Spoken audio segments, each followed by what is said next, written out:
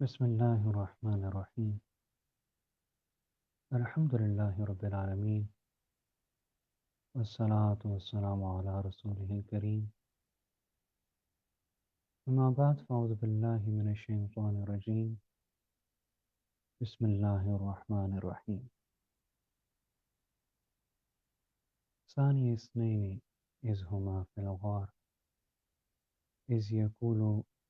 لصاحبہ لا تحزن ان اللہ معنا صدق اللہ العظیم ان اللہ ملائکتہ یصلون علی النبی یا ایہا الذین آمنوا صلوا علیہ وسلموا تسلیما اللہم صل علی سیدنا محمد وعلی آل سیدنا محمد وبارک وسلم علیہ۔ سب سے پہلے میں نہایت مشکور ہوں KGN نیٹ ورک اور بالخصوص علماء صدیق اکبر انٹرنیشنل کا کہ جنہوں نے اس ناچیز کو موقع عنایت فرمایا کہ میں حضور شیخ العالم رحمۃ اللہ علیہ حضرت قبلہ پیر علاؤ الدین صاحب صدیقی رحمۃ اللہ علیہ کی بارگاہ میں محبتوں کے نذرانے پیش کروں اور اظہار خیال کر سکوں۔ اس بزم محبت میں جید اور مقتدر علماء کرام نے خوبصورت الفاظ کے ساتھ اپنی حاضری پیش کی اور محفل کو چار چاند لگائے، لیکن ہم سب کی خوش نصیبی ہے، بالخصوص میری، کہ ہر دل عزیز شخصیت جگر گوشہ حضور شیخ العالم حضرت قبلہ پیر سلطان العارفین صاحب صدیقی سجادہ نشین دربار عالیہ نیرین شریف ہمارے ساتھ موجود ہیں، جو آخر میں دعا بھی فرمائیں گے اور بالیقین ہماری رہنمائی بھی فرمائیں گے۔ لیکن آج کی اس بزم میں اپنی حاضری کے طور پر میں جہاں سے گفتگو کا آغاز کرنا چاہتا ہوں وہ بارگاہ ہے جو فیضان نقشبند کا منبع ہے اور جہاں سے یہ سارا سلسلہ شروع ہوا۔ میری مراد حضرت سیدنا صدیق اکبر رضی اللہ تعالیٰ عنہ کی ذات بابرکت ہے، جہاں سے یہ سارا فیضان کا سلسلہ شروع ہوا اور ہم تک پہنچا۔ حضرات گرامی، جو سب سے اہم بات میں سمجھتا ہوں کہ انہوں نے جو پیغام دنیا کو دیا اور جو میرے دل کے بہت قریب ہے، وہ یہ ہے کہ محبت تین چیزیں مانگتی ہیں۔ تین چیزیں ایسی ہیں جن کا محبت ہم سے تقاضا کرتی ہے۔ پہلا تو بڑا معروف مقولہ ہے کہ ادب پہلا کرینہ ہے محبت کے کرینوں۔ میں چاہتا ہوں کہ تمام احباب اپنی چشم تصور میں، اپنی چشم تصور سے یہ منظر ذہن میں لانے کی کوشش کریں کہ صحابہ کرام کی جماعت نماز ادا کر رہی ہیں اور امامت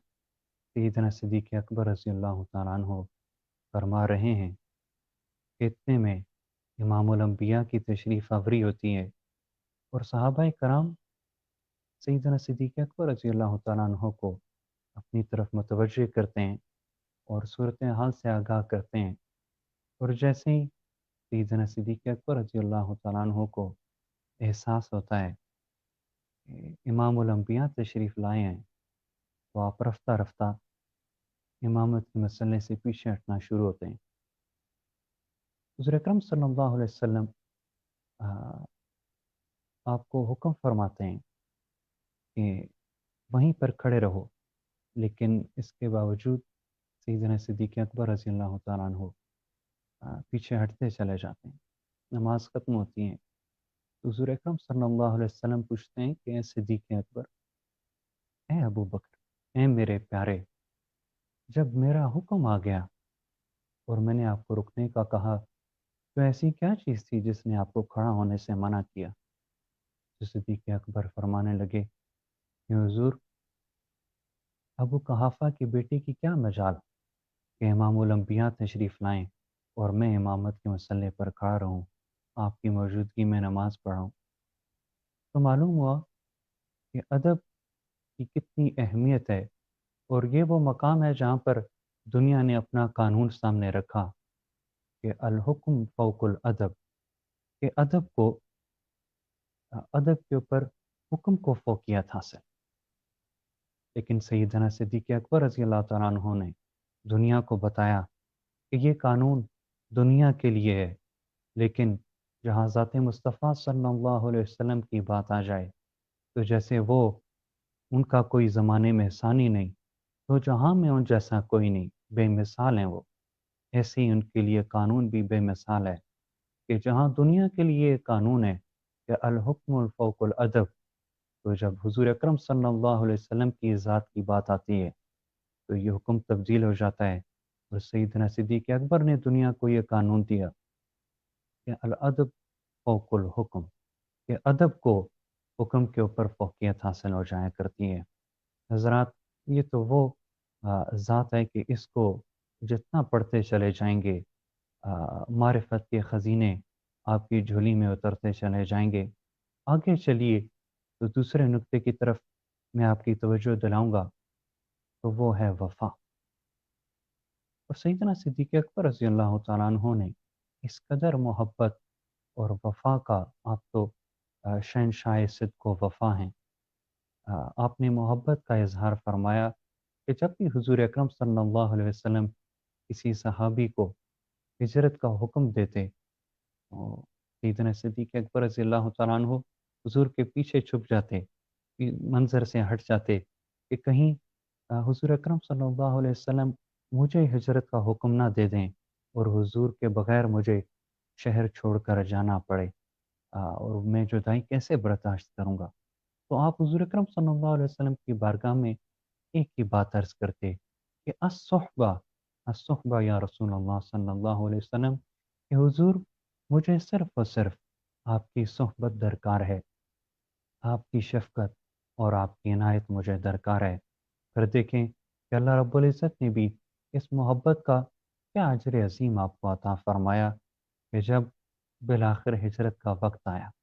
اور وہ گھڑی آن پڑی جب بارگاہ خداوندی سے حکم ہوا کہ میرے محبوب اب آپ اس شہر سے کوچ کریں، تو ساتھ یہ بھی حکم ہوا کہ جب آپ سفر کا ارادہ کریں تو صدیق کو اپنا ہم سفر رکھنا اور صدیق کو رفیق سفر بنانا۔ تو اسی لیے حضور اکرم صلی اللہ علیہ وسلم سیدنا صدیق اکبر رضی اللہ تعالیٰ عنہ کے پاس گئے اور فرمانے لگے کہ اے میرے پیارے صدیق، وہ وقت آن پڑا ہے کہ ہم اپنا شہر چھوڑ کر مدینے کی طرف رخ کریں، اور میرا نہیں، یہ خداوند بزرگ و برتر کا حکم ہے اور اس کا انتخاب ہے کہ آپ میرے ہم سفر بنیں۔ آؤ اس شہر کو چھوڑ کر اپنی اگلی منزل کی طرف چلیں۔ سلسلہ یہاں سے شروع ہوتا ہے اور یہ وفا کی داستان ایک غار تک جا پہنچتی ہیں، اور وہ کیا خوبصورت منظر ہے حضرات، یہ غار ہے، ایک طرف سیدنا صدیق اکبر کا پیار ہے اور دوسری جانب اپنے اپنے یار کا دیدار ہے۔ حضرات، وہ کیا خوبصورت گھڑیاں ہوں گی کہ 3 دن اور 3 راتیں سیدنا صدیق اکبر رضی اللہ تعالیٰ عنہ کی آنکھیں تھیں اور رخ انور حضور اکرم صلی اللہ علیہ وسلم کا تھا، اور آپ یہ فرمایا کرتے تھے کہ میری 3 خواہشیں ہیں، ایک یہ کہ مال میرا ہو اور ہاتھ رسول اللہ صلی اللہ علیہ وسلم کا ہو،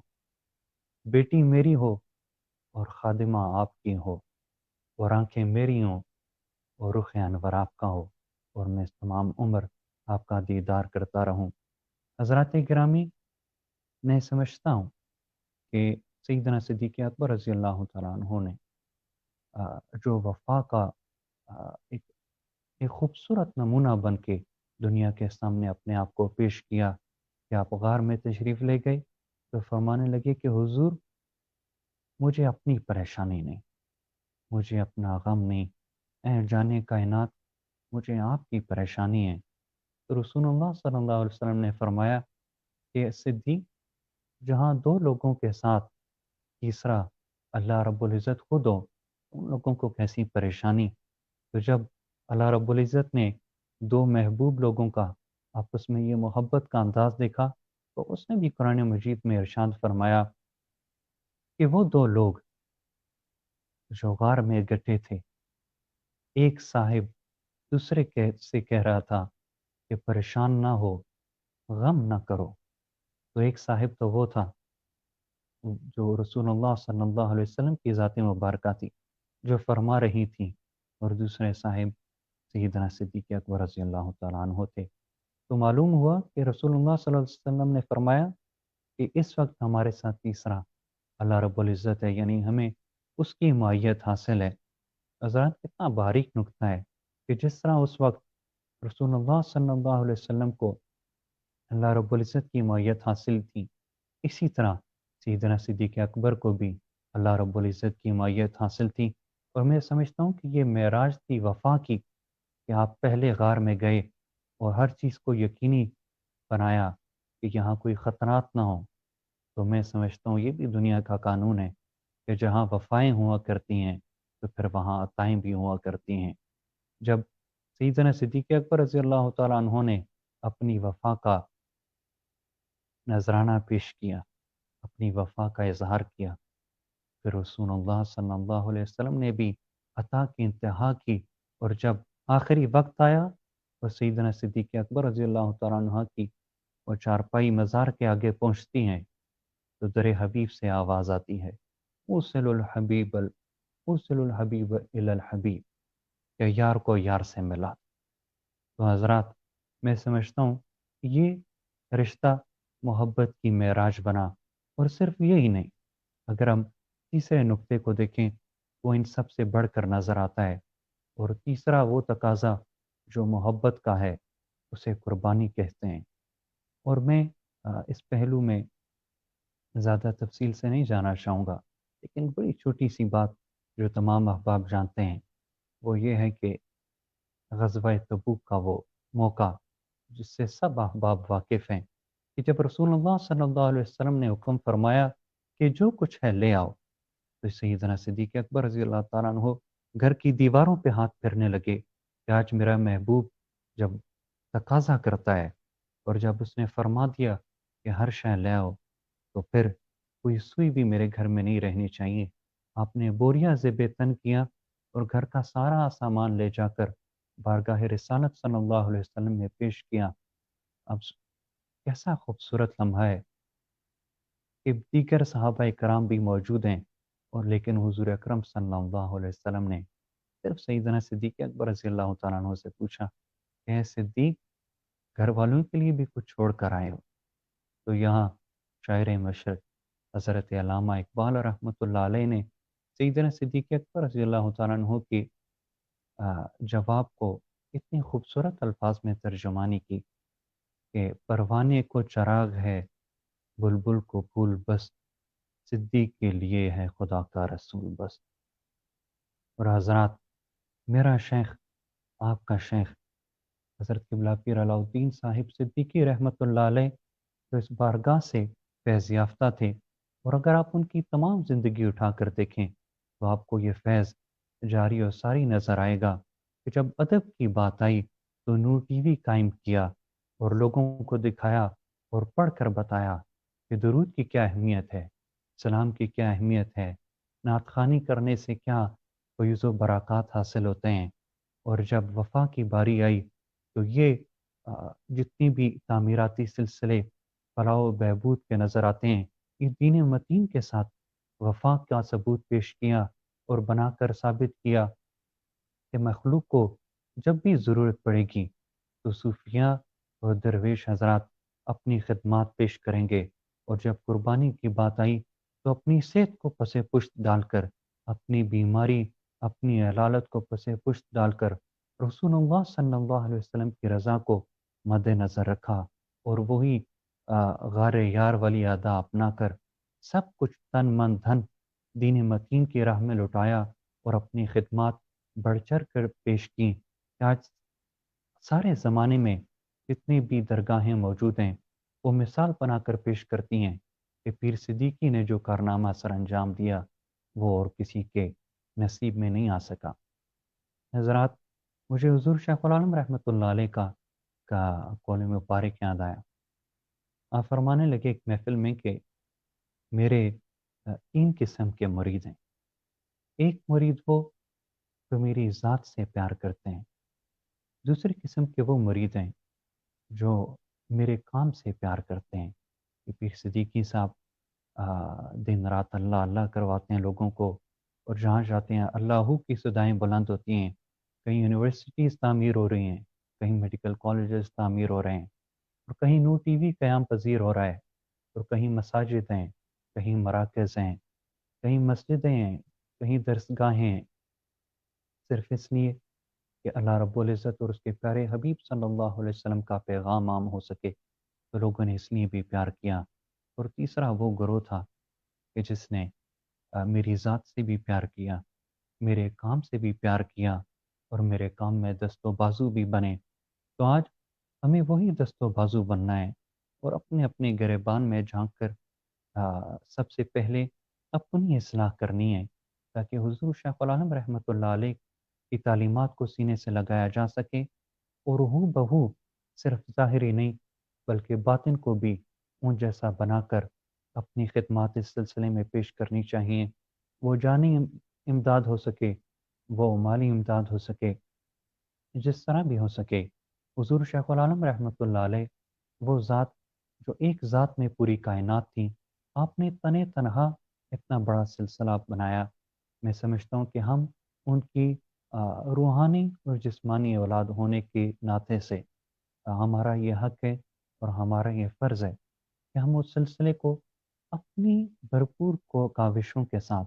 और अहसन तरीके से आगे लेकर चलें। और प्यारे शाह साहब ने याद माज़ी के हवाले से फ़रमाया, तो मैं ये कहना चाहूँगा कि अपनी इस ज़िंदगी में मैंने हुज़ूर शाह आलम रहमतुल्लाह अलैह से मुशफ़िक़ व मेहरबान शख़्सियत नहीं देखी। और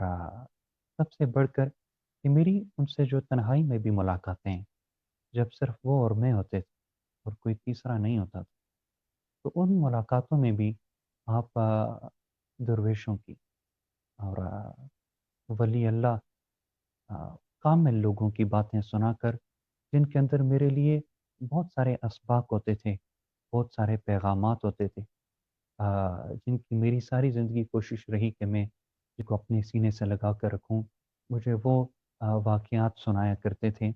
और तसव्वुफ़ के हवाले से, तरीक़त के हवाले से हमेशा हमारी गुफ्तगू रही। और इतनी मुशफ़िक़ व मेहरबान शख़्सियत कि मुझे आज भी सोचूँ तो फ़रताए हैरत में डूब जाता हूँ कि उनकी और मेरी उम्र में इतना बड़ा गैप है। वो इतनी बुज़ुर्ग शख़्सियत, और मैं उनके सामने अ, कुछ भी नहीं, उनके पैरों की खाक। लेकिन फिर भी मेहरबानियों का ये आलम था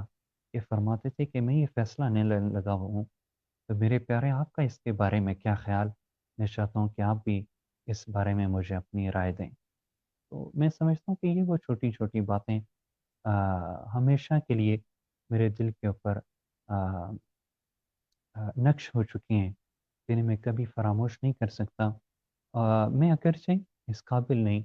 कि हुज़ूर शाह आलम रहमतुल्लाह अलैह की मसनद पर बैठूँ, लेकिन फिर समझता हूँ कि ये उनका हुक्म है, और मुझे अपनी सी कोशिशें करके वही मोहब्बत, वही प्यार लोगों में तक़सीम करना है, जो मेरे शेख ने किया। क्योंकि बहुत सारी दरसगाहें और ऐसे आस्थाने आज भी मौजूद हैं जो अपनी-अपनी ख़िदमत तो सरअंजाम दे रहे हैं। लेकिन वो मोहब्बत जो हुज़ूर शेख़ुल आलम रहमतुल्लाह अलैह ने देकर लोगों को अपना बनाया, मैं समझता हूँ आज सबसे ज़्यादा उसकी ज़रूरत है, ताकि लोगों में जो नफ़रतें फैल गईं, जो लोगों में इंतशार फैल गया, वो ख़त्म करके जब दिलों में मोहब्बत पैदा होगी, फिर ही लोग वापस अपने मरकज़ की तरफ लौटेंगे। मैं जानता हूँ कि वक़्त बहुत ज़्यादा हो चुका, लेकिन आखिरी बात करके मैं अपनी बात को ख़त्म करूँगा। ये बात मैं अक्सर साथियों को कहता हूँ کہ حضور شیخ العالم رحمۃ اللہ علیہ تک خبر پہنچی کہ میری نماز میں سستی ہوتی ہے، تو مجھے معلوم ہو گیا کہ گھر سے یہ اطلاع حضور شیخ العالم رحمۃ اللہ علیہ تک پہنچ گئی ہے کہ میری نماز میں سستی ہے، تو میرے دل میں خوف بیٹھ گیا کہ اب حضرت صاحب کے بلا نہ جانے کتنی سختی فرمائیں گے، تو ڈر کے مارے اتنی ہمت بھی نہ ہو کہ میں حضرت صاحب کے بلا کی خدمت میں حاضر ہوں۔ لیکن حضور شیخ العالم رحمۃ اللہ علیہ نے بالآخر مجھے طلب کر لی۔ میں ڈرتے ڈرتے جناب کی بارگاہ میں تشریف لے گیا، حاضر ہوا۔